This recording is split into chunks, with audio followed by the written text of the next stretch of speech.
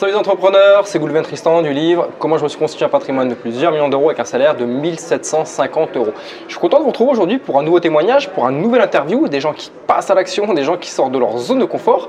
Et aujourd'hui, on va parler sous-location avec Jean Baudin. Salut Jean. Ça va Goulven? Ça va et toi, la forme? Nickel. Merci d'être venu. Merci à toi de me recevoir chez toi, à Lyon, dans ta ville. Super. Donc aujourd'hui, on va parler sous-location. Avant d'entrer dans le vif du sujet, si ce n'est pas encore fait, je vous invite à télécharger mon dernier livre, Trouver et acquérir une bonne affaire avant tout le monde, qui se trouve dans le lien en haut ou en bas. Et maintenant, passons à nos moutons. Jean, pour celles et ceux qui te découvriraient, pour celles et ceux qui ne te connaissent pas encore, est-ce que tu peux te présenter en 2-3 mots? Bien sûr Goulven. C'est à toi. Alors très rapidement, donc je m'appelle Jean Baudin, je vis à Lyon, j'investis à Lyon, je fais de la sous-location comme tu l'as dit professionnelle sur Lyon. Donc j'ai 35 ans, je suis investisseur et entrepreneur. Voilà. Donc la sous-location, c'est vrai que j'en avais entendu parler un peu partout, mais la première personne qui a vraiment exposé ce sujet, c'est toi. Je sais plus, on a fait pas mal de séminaires ensemble et je sais que tu interviens souvent pour un peu véhiculer tout ce que tu as fait dans la sous-loc, pour aussi démocratiser tout ce que peuvent croire les gens, comme quoi c'est interdit, c'est pas possible, c'est pas réglementaire, tout ça. Et c'est vrai, le fait de t'avoir vu sur scène pour un peu démocratiser, casser un peu ces barrières de la sous-location et dire non, la sous-location c'est possible, certes c'est réglementé, mais c'est possible. Donc est-ce que tu peux nous parler de la sous-location, c'est-à-dire déjà comment l'idée t'est venue, comment l'idée de la sous-location, comment tu t'es dit tiens un jour, tiens pourquoi pas faire ça, je suis bloqué par les crédits peut-être, comment ça t'est venu? Ce qui s'est passé en fait Goulven, c'est que j'étais salarié à l'époque où j'ai commencé. J'étais salarié, je me plaisais plutôt dans mon travail et plus trop dans mon travail. J'ai commencé d'investir dans l'immobilier avec des stratégies assez originales aussi, division de l'eau, location courte durée pour avoir de la bonne rentabilité. Et j'ai trouvé une opération un jour qui était très intéressante, mais j'ai eu que des refus bancaires. J'ai pas réussi à faire cette opération. Et ce qui se passait, c'est qu'au moment où j'avais ces démarches, j'avais un de mes collègues de travail qui voyait ce que je faisais et qui m'a dit « Mais Jean, ton truc c'est super intéressant, le jour où tu trouves une bonne affaire, tu m'en parles ».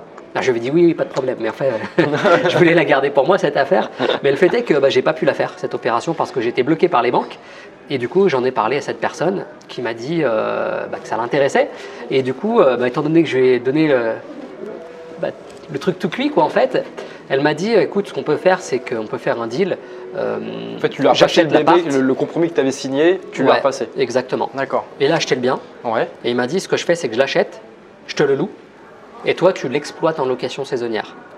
Donc, je te le loue et toi, tu le reloues après derrière. Et avant même ce refus de la banque, est-ce que tu avais déjà connaissance de la sous-location, de la réglementation? Non, je ne m'étais pas posé la question. Honnêtement, je ne m'étais pas posé la question. C'était un ami, donc tu te dis on va faire ça de la... J'en avais déjà entendu parler, mais je savais que c'était un peu limite. Enfin, en tout cas, c'est les légos que j'en avais. Tu ne connaissais pas toute la réglementation derrière. Voilà, je ne connaissais pas du tout. Et c'est vrai que dans mon état d'esprit, c'était quelque chose qui n'était pas possible. Parce que j'avais entendu des choses, etc. Mais le fait est que là, j'avais une opportunité, j'avais la facilité des choses et j'avais envie de le faire parce que j'avais le bien, j'avais le propriétaire qui était OK, tout était parfait. Le bien, c'est même moi qui l'avais trouvé au départ, donc l'emplacement me convenait, tout me convenait. Et du coup, je me suis dit, il faut qu'on trouve une solution, quoi. Alors, et donc voilà comment j'en suis arrivé à la suite à le faire de manière encadrée. Super histoire, super début. Et après, donc, tu te lances dans la sous-location. Ça a été quoi tes premières démarches? Comment tu t'es formé quand à un moment donné tu as dû te dire est-ce que c'est autorisé? Comment tu as été chercher des informations pour savoir si c'était réglementaire? Je pense qu'au départ je fais comme tout le monde, j'ai regardé sur internet. Quand on a une question on tape sur Google, on cherche. Notre meilleur ami Google. Voilà, c'est ça. Et donc je tombe sur des trucs, location illégale, sous-location illégale, etc. Donc j'en parle à ce collègue et il me dit mais attends, sur internet il y a tout et n'importe quoi. Il y a des choses qui sont vraies, il y a des choses qui ne sont pas vraies. Comme la télévision, comme les médias. Voilà, exactement. Donc, te fie pas à ça, va voir un avocat. Je dis ok, allez, je vais voir un avocat. L'avocat me dit la même chose, enfin pas tout à fait. L'avocat me dit, il me dit, Monsieur Baudin, vous pouvez le faire, mais le truc c'est que vous ne pouvez pas louer plus cher que le montant du loyer que vous versez au propriétaire. Aucun intérêt, quoi. Aucun. Donc je lui dis, je suis bien avancé, je rentre chez moi, super. J'ai perdu mon temps, mon argent parce que les avocats c'est pas gratuit. J'en parle à ce collègue. Il me dit ouais mais attends, il y a peut-être une solution de contourner le truc, etc. Faut qu'on se renseigne plus. Et donc cette fois, je vais revoir un autre avocat. Tu lâches rien quand même? Non, il faut rien lâcher dans la vie. Généralement, l'avocat qui te dit non, c'est comme tu t'arrêtes là. Ils savent ce qu'ils disent, quoi. Ouais, mais enfin, si tu veux, ce qu'on s'est dit à l'époque avec mon collègue, c'est que c'est un avocat qui était généraliste, il n'était peut-être pas spécialisé dans l'immobilier, il ne connaissait peut-être pas ce modèle. Tu sais, les avocats, c'est comme les médecins, ou il y a des avocats d'affaires, il y a des avocats qui sont spécialisés dans le pénal, des avocats qui sont spécialisés dans autre chose, comme les médecins, tu as le cardiologue et puis tu as le généraliste. Là, j'étais allé voir le généraliste alors que j'avais un problème de cœur, il aurait peut-être fallait que j'aille voir le cardiologue. Bien sûr, donc je vais voir le médecin. Dans une pièce, la porte elle est fermée, tu vois une fenêtre, avec ton pote tu passes par la fenêtre, on va continuer, on va voir ce qui se passe. Je tente. En tout cas, je tente parce que l'opportunité elle est trop belle. Et puis je me dis à ce moment-là, j'ai pas fait tous ces efforts pour rien. Je suis à 2 doigts de quitter mon travail, de me créer assez de revenus pour remplacer mon salaire. J'ai l'appart, le propriétaire ok, je suis ok, on fait de mal à personne, c'est parfait, il faut qu'on trouve une solution. Donc je vais voir un avocat qui est spécialiste en droit immobilier et là je vois une dame qui a tout changé. C'est une avocate. Je pose la question sans trop y croire, mais j'espère quand même quelque part. Et elle me regarde, elle me dit « Mais oui, monsieur Baudin, c'est possible, on a déjà fait pour 2 de nos clients. » Je vais est-ce que vous vous moquez de moi? C'est vrai ou c'est pas vrai? Je savais pas trop comment prendre le truc. C'est du lard du cochon, c'est… Alors elle m'explique comment un petit peu la démarche, tout un système. En fait, ce qui se passe au niveau de la sous-location, c'est qu'il y a 2 modèles. Il y a le modèle des particuliers, et ça, effectivement, tu as le droit de sous-louer. Tu as le droit de sous-louer, mais tu n'as pas le droit de sous-louer plus cher que le montant du loyer que tu verses au propriétaire. Ça, c'est le premier point et tu as le droit de le faire que si tu as l'accord du propriétaire. Donc ça, c'est le modèle plutôt classique des particuliers. Qui sert à rien. Qui sert à rien, alors qui peut te servir si toi, par exemple, tu es locataire et tu pars en vacances 2 semaines, tu veux louer ton bien. Ça te permet de compenser ton loyer. Ça sert juste à ça. Donc ça, c'est les beaux lois 89. Une parenthèse par rapport à ce que tu dis, ça s'est pas mis en place, non? Avec Corpi ou une agence immobilière? On va en parler après, si tu veux. On va en parler après, pas de problème. Et donc ça, c'est le modèle des particuliers avec les beaux lois 89. Tu peux pas le faire. Donc tu peux le faire, mais que si tu pars en vacances, et tu ne peux pas gagner d'argent avec. Et après, tu as un modèle professionnel, c'est ce qu'a mis en place l'avocat pour moi. D'accord. C'est un système professionnel où tu crées une structure juridique, tu loues le bien et tu le reloues de manière différente. Alors, il te faut toujours l'accord du propriétaire. Ça, c'est indispensable. Mais la grosse différence, c'est que tu peux te rémunérer, gagner de l'argent avec cette activité. Et c'est illimité. Il n'y a pas de barème, il n'y a pas de barrière. Il n'y a pas de barème, il n'y a pas de quoi que ce soit. Non, c'est une activité commerciale comme une petite agence en fait, qui louerait des biens. D'ailleurs, c'est étrange qu'on ait ce mode de pensée parce que depuis toujours, la location saisonnière existe, sans forcément qu'on le sache. Mais moi, je me rappelle quand j'étais enfant, on louait des maisons pour partir en vacances au bord de la mer. Ça existait, c'était des agences qui s'occupaient de ça. C'est un petit peu le même modèle si tu veux. Donc tu crées une structure juridique et tu loues les biens pour le compte. Sauf qu'il y a peut-être eu des abus ou tellement ça a pris une telle ampleur qu'il y a peut-être eu des abus. Maintenant, ils ont peut-être réglementé ça aussi. Disons que les abus se font si tu ne le fais pas de manière professionnelle. Ouais, tout à fait, la personne qui est un particulier, qui ne va pas le déclarer au niveau du propriétaire, qui va le faire sans son accord, déjà c'est illégal. Et la majorité des gens sont dans ce cas-là. Deuxièmement, elles louent plus cher alors qu'elles n'ont pas le droit de le faire. Et troisièmement, très souvent, elles risquent un gros rattrapage par le fisc parce qu'elles ne déclarent pas leurs revenus qui sont tirés de cette exploitation. Donc tout faux. D'ailleurs, il y a une personne qui s'est fait attraper il n'y a pas si longtemps, elle a dû payer 40 000 € d'amende parce qu'elle a fait exactement ça dans ce cas-là. Il ne faut pas faire ça. On est plutôt sur un modèle professionnel avec on crée une entreprise en fait dont l'objet c'est la location de logement. Et c'est vrai qu'on parle souvent de sous-location. Moi-même je parle de sous-location, mais c'est pas exactement de la sous-location. Enfin c'est de la sous-location, mais ça s'appelle pas comme ça. C'est de la location. Je vais te prendre un petit exemple. C'est comme si par exemple tu avais qu'est-ce que je pourrais te prendre comme exemple un Uber par exemple. Alors l'exemple est peut-être pas très bon, mais au moins ça va pouvoir permettre d'imaginer des choses. Uber qui va te louer un service pour te déplacer d'un endroit à un autre. Il va te louer ça, mais peut-être que sa voiture, il n'est pas propriétaire de sa voiture. Peut-être qu'il est locataire. Tout simplement, bien sûr. C'est un peu ce principe-là. Bien sûr, je comprends, tout à fait. Alors, l'exemple n'est pas forcément le meilleur, mais c'est simplement pour je pense que tout le monde aura compris ce qu'on fait. Donc c'est vraiment de la location. On loue un service en fait. On loue une location courte durée par exemple. Et ça, on peut le faire avec des apparts, mais on peut aussi très bien le faire avec un bureau. Qu'est-ce qui t'empêche de louer un grand bureau et de louer après des espaces de coworking? Tu peux le faire dans le cadre d'une entreprise.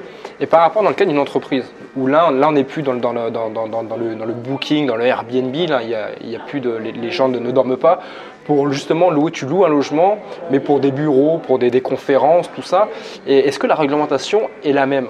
Est-ce que tu peux le La faire même que quoi? Est-ce que tu peux le faire en tant que particulier ou il faut aussi monter son En fait, entreprise? tu sais, à un moment donné, déjà, il faut déclarer tes revenus. Bien sûr. Donc à partir de là, il faut que tes revenus soient déclarés comme une entreprise. Tu D'accord. exerces une activité Je commerciale. prends l'exemple, moi j'ai des biens, je les mets en location, j'ai pas forcément une entreprise. Je les Voilà. fais en nom propre. Exact. Après, Ça, tu peux. ça revient au même ou c'est fou? Ah non, c'est pas pareil. Il faut obligatoirement avoir une entreprise. Non, là, tu exerces vraiment une activité commerciale. D'accord. Donc, D'accord. il faut Donc, une entreprise. Pour faire ça, obligatoirement, monter une SARL, une SAS, SARL. tout à fait. auto-entrepreneur, c'est pas possible. C'est possible, mais c'est pas conseillé parce que le problème de l'auto-entrepreneur, c'est qu'il est imposé sur le chiffre d'affaires et pas Ouais. sur la marge. D'accord. Donc du coup, au final, ça ne devient pas rentable. D'accord. Alors, peut-être le faire un mois ou deux pour se lancer et déclarer ses revenus, ok, mais il faut très vite basculer vers une vraie entreprise type SARL ou SAS. D'accord.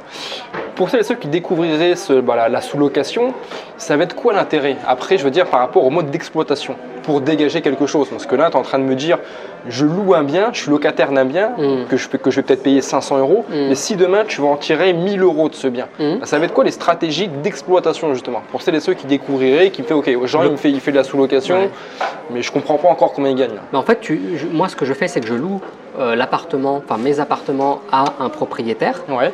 Et donc je lui verse un loyer fixe tous les mois. Et après, je reloue cet appartement de manière différente, donc en location saisonnière. D'accord. Je vends des séjours à des personnes qui restent une nuit, 2 nuits, 3 nuits, une semaine. Donc sous forme de booking, Airbnb. Sous forme de booking Airbnb, exactement. Ouais. D'accord. Justement, en parlant de booking Airbnb, c'est quoi les plateformes? Comment tu vas trouver tes locataires ensuite? Alors, il existe énormément de plateformes, mais ça va être quoi celles qui ont le taux de remplissage le plus important? Tous les moyens sont bons. Moi, de mon côté, je suis en ville, je vis à Lyon et Booking marche très très bien.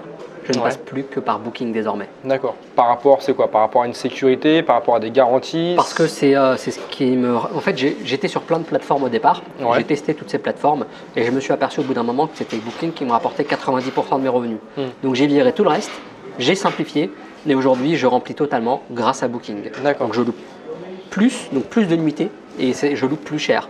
Donc c'est ce qui est le plus rentable pour moi et le plus simple. Quand tu dis je remplis totalement, justement par rapport à l'expérience que tu as, aujourd'hui c'est combien de nuitées par mois à peu près? Je suis entre 25 et 27 nuits à peu près par mois. Oh, c'est énorme.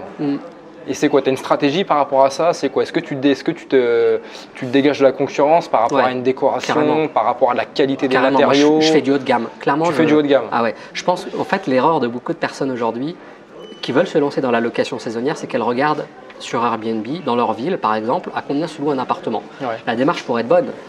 Sauf que le problème de ça, c'est que tout le monde fait pareil. Tout le monde tire les prix vers le bas. Ouais. Et en tant qu'entreprise, le but, c'est pas forcément de faire du low cost. Moi, je veux pas faire de low cost. Je fais du haut de gamme. Le but, c'est de dégager de la marge. 90% de low cost, et toi, tu vas être dans les 10% les personnes qui veulent une presta. C'est exact, c'est exactement ça. Et comme quelque dans chose toute où activité, tu rentres, tu fais waouh. C'est ça. Ouais. Comme dans toute activité, tu as un marché pour tout le monde. Je peux te prendre n'importe quel marché, celui des voitures, celui des vélos, des compagnies aériennes, enfin n'importe quel marché. Tu as des offres pour le low cost, tu as du EasyJet, donc où tu vas vendre un truc pas cher. Il faut que tu fasses beaucoup de volume. Ouais. Ou alors tu vas être dans une stratégie plutôt de valeur, type, j'ai toujours cette compagnie aérienne Emirates, ça me revient. Emirates qui, elle, va vendre plus cher, offre plus haut de gamme, mais il y a un marché pour ça. Et même dans Emirates, tu as de la classe éco, tu as de la classe business, tu as de la classe affaires. Ouais, bien sûr. Il y a des clients pour ça. Et c'est comme pour le marché des locations courte durée, tu as des clients pour même les hôtels, tu as du Ibis budget, où tu as des trucs pas chers et tu as des hôtels haut de gamme. Il y a un marché pour tout le monde. Bah, moi, je préfère être positionné sur le haut de gamme, me dégager de belles marges, plutôt que me battre avec tout le monde sur du low cost et vendre des nuits à 30 €. Ça m'intéresse pas. Et je pense que c'est une vraie erreur de faire du low cost aujourd'hui, parce que c'est faire comme tout le monde, c'est pas se démarquer, c'est d'être en compétition avec tout le monde et de ne pas savoir se démarquer, de tirer ses prix vers le bas pour être obligé de louer. Donc je pense que la personne qui fait ça aujourd'hui, elle se plante. Elle va se planter en tout cas si elle ne l'a pas encore fait. C'est une erreur. Je te rejoins complètement sur cette stratégie. Et avant que la personne, c'est vrai que rentre dans le bien, ça va être l'annonce, les photos. Est-ce que toi tu fais appel à un photographe professionnel pour vraiment mettre en valeur ton bien pour que la personne, sur le site, elle se sente déjà chez elle. Elle arrive à se projeter sur se dire ce bien, c'est celui-là que je veux. Tu sais, Goodwin, je pense que tu fasses aujourd'hui du haut de gamme ou du low cost, c'est le truc qui est indispensable. Tu es obligé de faire des photos professionnelles. Même si tu vends un truc à pas cher. Parce que je vois trop souvent dans des annonces. Ah ouais, tu le vois encore?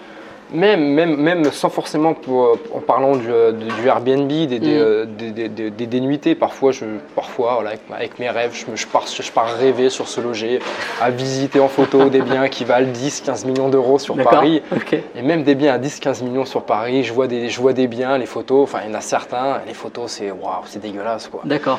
Et même sur des biens haut de gamme quoi. C'est fou de ne pas faire cet effort qui est pas un gros effort au final, et qui peut changer beaucoup de choses. Donc toi tu conseilles vraiment photographe professionnel ou quelqu'un qui sache faire des photos dans son entourage. Mais même pour un professionnel, ça coûte pas grand chose. Au final, ça va te coûter quoi, 50 €? Franchement, si tu n'as pas 50 € à investir dans ton business, le fais pas quoi. Ouais, bien sûr. Et l'annonce, pareil, c'est quoi? C'est une annonce bien détaillée, il y a des choses qu'il faut vraiment mettre en avant. Franchement, les photos sont énormes. Ouais, ça après, parle plus. Les commentaires, bien sûr, jouent beaucoup. Ouais. Et puis après, effectivement, le descriptif de l'annonce peut jouer un petit peu.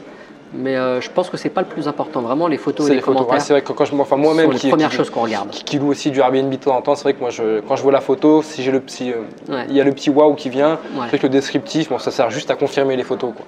Mais c'est vrai que le plus important, c'est les photos. Qu'est-ce qu'on pourrait dire d'autre sur la sous-location Moi, ce que je peux dire, c'est qu'en tout cas, si vous voulez faire ce genre d'activité, faites-le de manière légale, encadrée. Quitte même à vous renseigner auprès d'un avocat, pourquoi pas, faites les démarches par vous-même, vous verrez bien. Mais faut pas le faire de manière, comme j'expliquais au départ, en tant que particulier, en faisant pas les choses complètement cadrées. En tant qu'amateur. Voilà, faites-le pas comme ça. Renseignez-vous auprès de moi ou même auprès d'un autre, peu importe, on s'en fout. Mais renseignez-vous bien parce que si vous le faites comme ça, vous risquez gros et je pense que le jeu n'en vaut pas la chandelle. Et s'il y a une autre problématique entre guillemets de la sous-location, c'est ça prend du temps. Ouais. Il y a beaucoup de gens qui sont réfractaires à ce type d'exploitation parce que ça prend du temps. La personne, voilà, comme moi, demain je vais me lancer dans la sous-location. Bon, je n'ai pas forcément le temps de gérer ça ou je ne suis pas forcément animé par le fait de faire des check-in, check-out. Quelles sont tes méthodes pour tout déléguer ou en tout cas au moins déléguer une partie? Comment tu t'organises par rapport à ça? Est-ce que toi aujourd'hui déjà par rapport, je crois que tu as 6 sous-locations, non, c'est ça, non? Si en sous-location, j'en ai 6, ouais. Est-ce que c'est toi aujourd'hui qui gères les 6 ou est-ce que tu as tout délégué?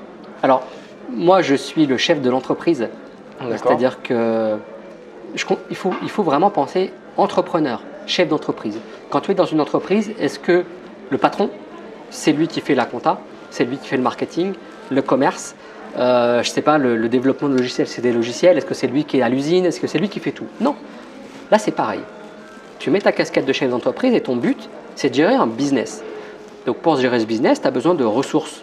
Donc techniques, matérielles avec les appartements et humaines avec des personnes qui seront là pour gérer des entrées, gérer des sorties, changer le linge, etc. Et moi, je fais appel à des ressources. Donc j'ai des personnes qui travaillent pour moi, qui sont payées pour ça et qui font ce travail. Donc moi, personnellement, je me considère comme un chef d'entreprise c'est pas parce que je fais de la sous-location dans cette entreprise que c'est moi qui fais toutes les tâches de cette activité. Tout ce qui est logistique, c'est complètement délégué.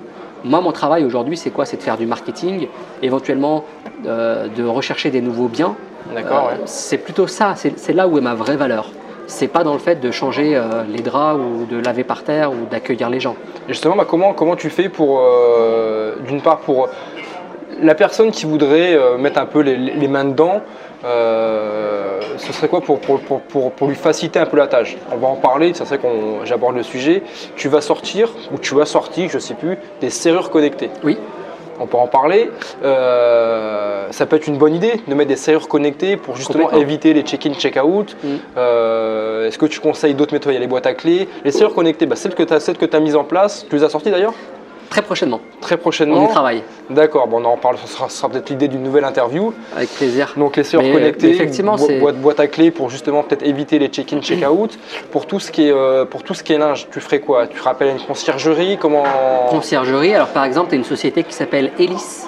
C'est eux qui sont spécialisés dans le linge de maison pour les hôtels. D'accord. Donc ils vont dans les hôtels, ils récupèrent le linge sale, ils te livrent le linge propre, repassé, lavé, etc.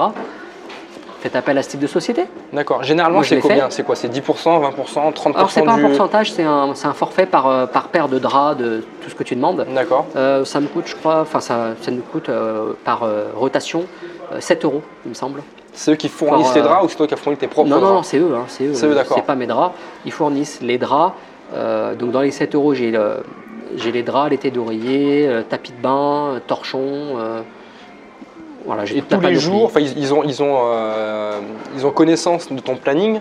Non, ils n'ont pas connaissance de mon planning. Ils viennent une fois par semaine pour récupérer le linge sale, enfin tout ce qui est sale, et remettre le stock à jour. D'accord. Et c'est qui fait les changements de draps entre chaque C'est la femme de ménage. D'accord. Donc la femme de ménage récupère tout le linge, le stock à un endroit, et après la société vient le récupérer pour le changer. Ok, d'accord.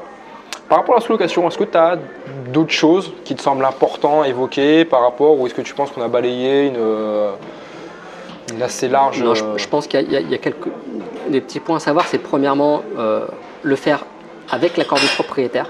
C'est très important. C'est indispensable même. Le faire avec un bail précis de sous-location pour le faire de manière légale et encadrée.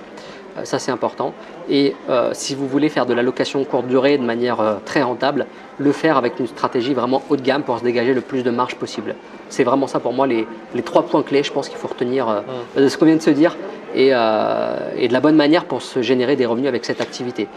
On n'est pas rentré pour faire une petite parenthèse sur la rentabilité par rapport à un bien que tu vas louer en nu ou en meublé à 500-600 euros par mois. Ça va être quoi la différence du fait de l'exploiter en location courte durée? Il n'y a pas une très grosse différence entre le fait de sous-louer et d'être propriétaire. C'est bien ça ta question, Goulwen, hein? C'était pas forcément ça, celle-ci on peut l'évoquer aussi. Ma question c'était un bien qui est à 500 euros en nu, ce même bien. Si je le mets en courte durée, combien il me rapporte? Combien il te rapporte? Pour connaître un peu, c'est quoi? Ça va être x2? Je peux te parler de mon cas, mais mon cas n'est pas forcément le même que celui de tout le monde. Bien sûr. Parce que ça dépend de l'appartement que tu as, de la zone où tu es situé, bien sûr, du standing et tout. Mais effectivement, moi, par appartement, donc je loue mes appartements à peu près 500 euros par mois. Chaque appartement, une fois que j'ai déduit toutes les charges et tous les frais, mon loyer, il me reste à peu près 500 euros par mois par appartement en bénéfice. D'accord, après impôt, après tout ça, après charge. Avant impôt, mais après charge. Avant impôt. D'accord. Et après charge, exactement. Donc 500 euros par appartement, donc voilà. C'est pas négligeable. Donc c'est pas négligeable, ça peut changer beaucoup de choses, en tout cas 500 euros par mois pour certaines personnes. Surtout par rapport à toi, comme tout le monde l'expliquait au début, tu étais bloqué par rapport aux organismes bancaires. Est-ce que justement le fait de faire de la sous-location, est-ce que ça t'a permis, est-ce que ça t'a réouvert des portes pour justement avoir des oui du banquier? Ouais, carrément. D'accord. Carrément parce que j'ai fait ça, donc j'ai montré au banquier que je savais gagner de l'argent. Cet argent, je ne le dépensais pas en fait. Tous ces bénéfices, ils étaient stockés sur le compte de mon entreprise. Et puis petit à petit, ça grossit. Quand tu as 6 biens qui rapportent 500 euros par mois par appart, du coup, au fur et à mesure des mois, ça commence à faire des sommes intéressantes et ça rassure la banque. La banque se dit qu'elle est face à un professionnel, un entrepreneur qui sait faire, qui sait gagner de l'argent. Et ça peut être utile pour mettre un apport éventuellement, pour rassurer la banque. Donc oui, en tout cas, moi, ça m'a permis de pouvoir réaccéder à l'emprunt. Et suite à ça, j'ai pu racheter des biens et devenir propriétaire. Le gros inconvénient de la sous-location, quelque part, c'est que tu n'es pas propriétaire de ton bien. Donc face à ça, tu peux avoir des risques. Le propriétaire veut récupérer son bien à un moment donné, donc tu perds ce bien, tu perds la rentabilité. Justement, une question qui vient par rapport à ça, justement, les biens que tu recherches, est-ce que tu les prends pour éviter ça? Est-ce que tu les choisis vides ou meublés? Alors, moi, personnellement, je les prends meublés.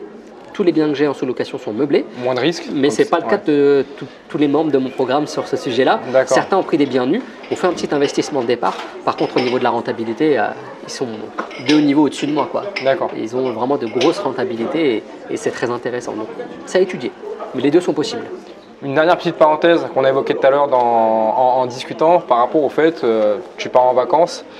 J'ai cru comprendre qu'il y a des agences immobilières maintenant où on peut léguer, où on peut prêter son appartement, je crois, le mettre en location le temps qu'on parte. Ça commence à se démocratiser un petit peu. Bien sûr, ça se démocratise beaucoup. Nous en dire 2-3 mots. Ouais, ça se démocratise beaucoup ce modèle-là, et même auprès de propriétaires eux-mêmes pour de la sous-location. Notamment, on a vu ça récemment avec Airbnb qui a négocié un partenariat avec Century 21. Ah, Century 21, c'est pas Orpi, c'est Century 21. Non, c'est Century 21. D'ailleurs, quand on me taquine un petit peu, qu'on me dit oui, c'est pas légal la sous-location, je renvoie vers ce lien, regardez ce que fait Century 21, parce qu'ils veulent inciter justement les propriétaires à favoriser la sous-location pour leurs locataires. Donc tout le monde y gagne dans leur chose, dans leur partenariat, c'est-à-dire que Airbnb gagne, Century 21 gagne, le propriétaire gagne un peu et le locataire gagne un peu. Donc c'est pour te dire qu'il y a vraiment de la marge sur cette activité. Si tout le monde arrive à gagner un peu d'argent, t'imagines toi si tu le fais à titre perso, enfin dans ta société en tout cas, sans l'aide d'Airbnb ou de Century 21, ce que tu peux générer. Donc c'est hyper intéressant et c'est une vraie activité commerciale qui se développe beaucoup. Et du coup, ça Airbnb l'a bien compris et Century 21 l'ont bien compris et ils veulent d'ailleurs prendre une part du gâteau. D'accord. Donc oui, ça se développe beaucoup. Pour les personnes qui voudraient développer cette activité ou en tout cas se lancer dans la sous-location, est-ce que tu peux nous parler de ton programme ? Parce qu'avec toute l'expérience que tu as, tu as mis un programme, comme tu as dit depuis tout à l'heure, tu accompagnes combien ? C'est des centaines de personnes, peut-être même beaucoup plus ? Je ne saurais pas dire le nombre exact au niveau de la sous-location. Oui, on commence d'être assez nombreux aujourd'hui. Et ce qui me fait surtout plaisir, c'est que je vois des personnes qui ont des résultats qui sont 2 fois au-dessus des miens. Qui ont dépassé le maître ? Largement. Je me souviens que tu avais fait une vidéo il n'y a pas longtemps sur une personne qui louait près d'Euro Disney, je crois, de Disneyland. Ouais. Qui les louait, je crois, qui se dégageait 1 500 € par mois, je crois. Ouais, c'est ça. Alors avec un seul bien, là, il en a d'autres maintenant depuis. Ouais, c'était des emojis, je crois, non ? Exact. Ouais, il en a fait d'autres, il a fait un thème Star Wars, il a fait des trucs assez rigolos. Et il y a une autre personne d'ailleurs qui fait ça près de Colmar, qui lui fait entre 5 et 6 000 € de bénéfices par mois. Sur un bien ? Non, sur plusieurs biens. Il y en a 4 ou 5. D'accord. C'est insolent. Il a fait ça en 6 mois, quoi. C'est dingue la puissance du truc. Si tu t'investis vraiment, encore une fois, il faut faire les choses pour que ça fonctionne. Et l'avantage de la sous-location, c'est qu'on peut être en intérim, en CDD, ça demande juste un petit apport de départ, histoire de payer la caution, les frais d'agence si vous passez par une agence. Exact. Enfin, ça demande, c'est un investissement qui est minime par rapport à tout ce que vous pouvez gagner. Et surtout qu'il n'y a pas de risque. Il n'y a pas de risque de faire un investissement et de se dire on s'est planté, on l'a acheté trop cher, on ne pourra pas le revendre, ou ceci, cela. Là, c'est le propriétaire qui prend tous les risques. Vous, le seul risque, c'est savoir s'il va être loué ou pas. Voilà, après, vous pouvez très bien changer le mode d'exploitation. Après, il y a plein de choses à faire, mais c'est vrai que c'est un risque minime par rapport à tout ce qu'on peut gagner.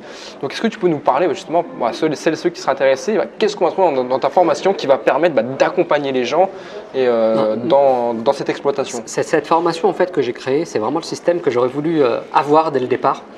Et c'est une formation très courte qui se passe en 6 semaines, mais qui est très orientée sur la pratique. Donc on va avoir déjà toute la partie légale, parce que ça c'est hyper important d'être complètement cadré.